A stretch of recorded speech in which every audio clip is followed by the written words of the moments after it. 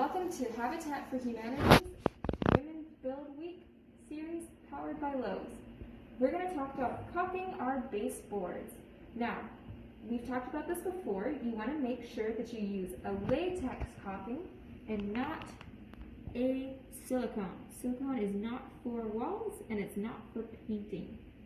Well, you can use it on a wall, but not for baseboards like this. This is a caulking gun. It's a no drip caulking gun. You're going to want to get that because it stops the caulking from coming out of the tube while you're not squeezing the handle. Trigger.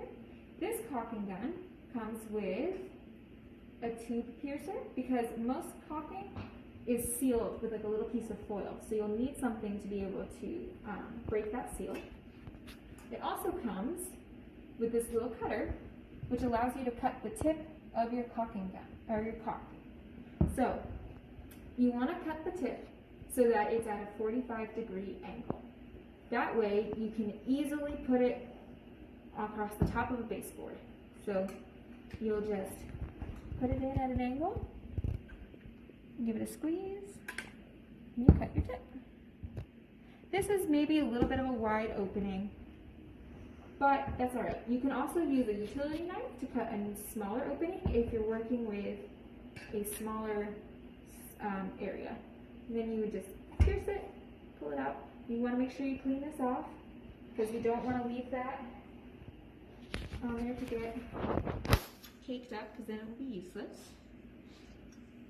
So then you pull back the plunger, place it in, and you want to put the angled tip so that the angle is facing down. You give this a squeeze, and you're ready to go.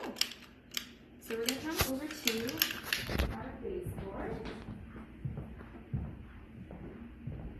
and you're going to see that there's a little gap here. Now, if you want to paint your walls, I would recommend going through and caulking your baseboards first so that you get a nice clean finish. So whenever you finish painting, you won't be able to see that line anymore. You'll also be able to do the corners and clean those well. And give them a nice clean line with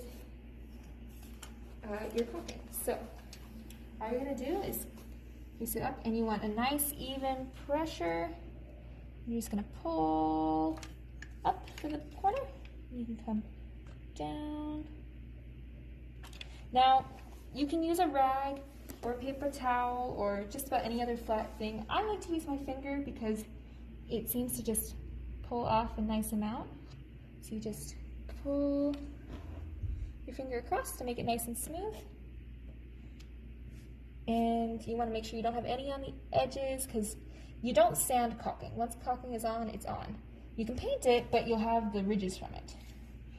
And so you want to make sure you have a rag with you to clean off your hand or whatever tool you're using.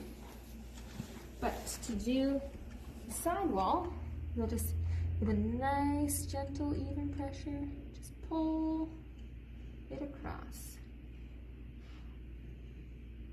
You want to try to keep your pressure on it so that you don't get too many bubbles. But it doesn't have to be perfect yet because you can use your hand to smooth it out or whatever tool you decide to use. Just give it a gentle pull. You might need to do this a couple times. Now if you cut your caulking tube with a smaller opening, sometimes that helps. It depends on how big the opening of your wall is. That way, because sometimes you just need a little tiny bit. So you don't want to leave anything on the wall. So that's just going to make a mess when you go to paint it. You'll be able to see those lines.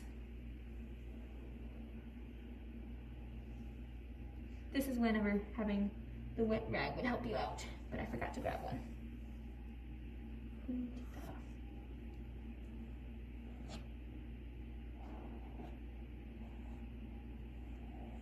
And you would do this all the way across your wall. And sometimes you have to do a second coat to really, if you miss a gap, but that's only if it's a really big one. Oh, that's just paint on the wall from the previous person. Okay, and then something else you can do with caulking is you can do your door frame. corner up there, and you might want to have a step stool to do this, but you can do just like what we did with the corner. So you can walk around your house and look for any of those kinds of gaps, and you can fill it in with caulking. Thanks for watching.